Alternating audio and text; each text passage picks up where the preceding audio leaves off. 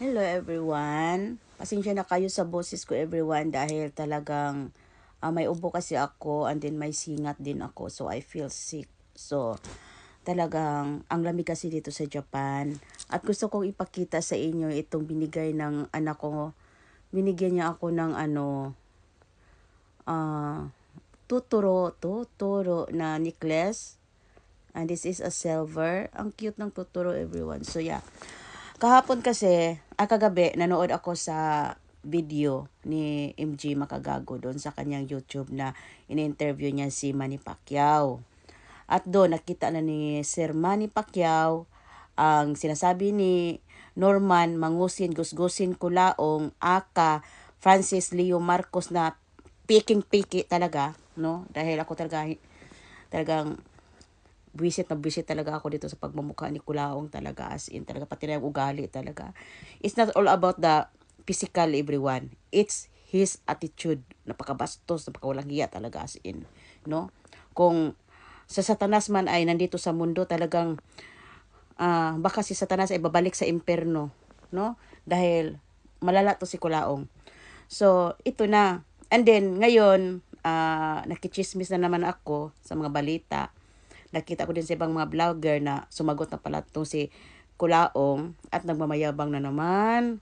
No, hinhamon na naman niya. Instead na mag-sorry at maghingi siya ng pasensya at magpakumbaba dahil mayroon namang nagsilabasa na kahit man i-deny niya at sabihin niya na yung ibang tao ang sampal-sampalin dahil nagpakalat sa ganyang mga video niya, ikaw ang nagsabi, Kulaong, galing sa bibig mo, no? Galing sa bibig mo ang pagsasabi na may utang si Manny Pacquiao. At dinadamay mo pa yung nanay ni Manny Pacquiao na si Mami D. No? So ikaw talaga, wala na talaga. Siguro talaga sa totoo lang, ito lang talaga masasabi ko sa'yo. Sooner or later talaga yung mga marami pang video magsilabasan dyan sa pagiging sinungaling mo dun sa ibang tao.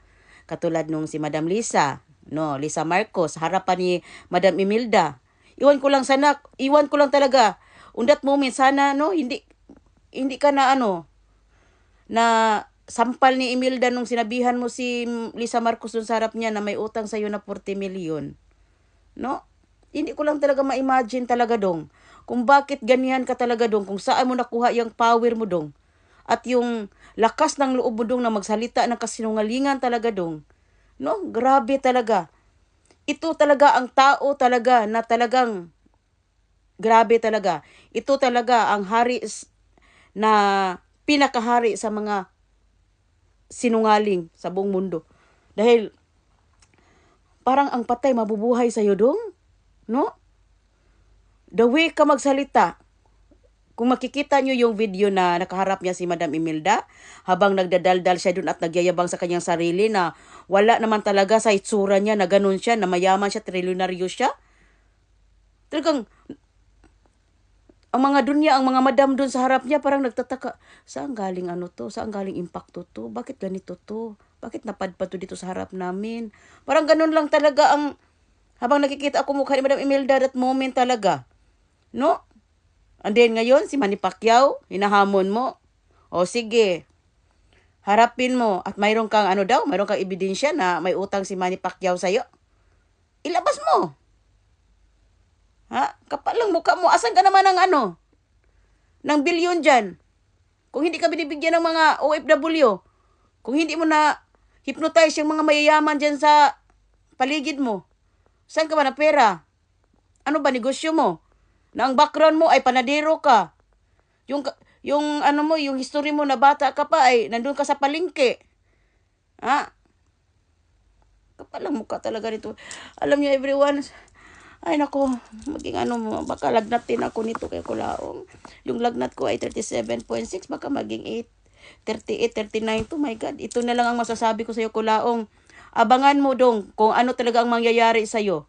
Dahil, nako, ang dami pa namang mga ebidensya na lalabas dyan sa'yo.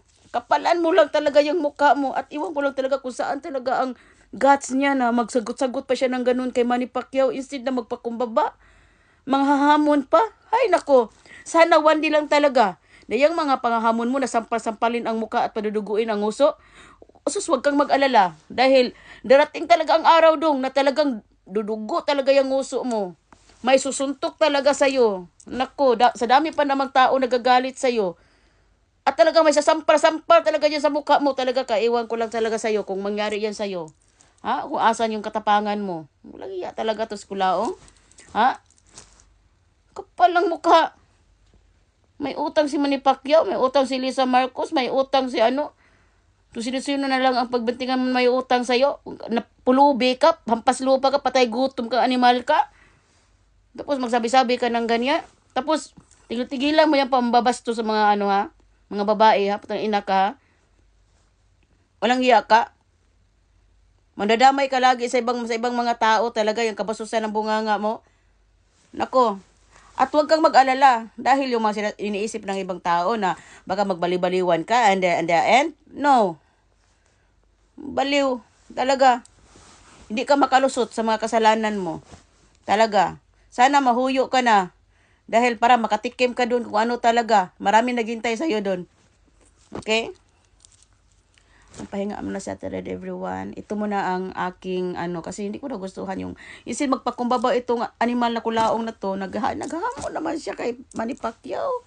Pero akala mo kung sino talaga Ginoo ko to. Inutil to. No? Bye everyone.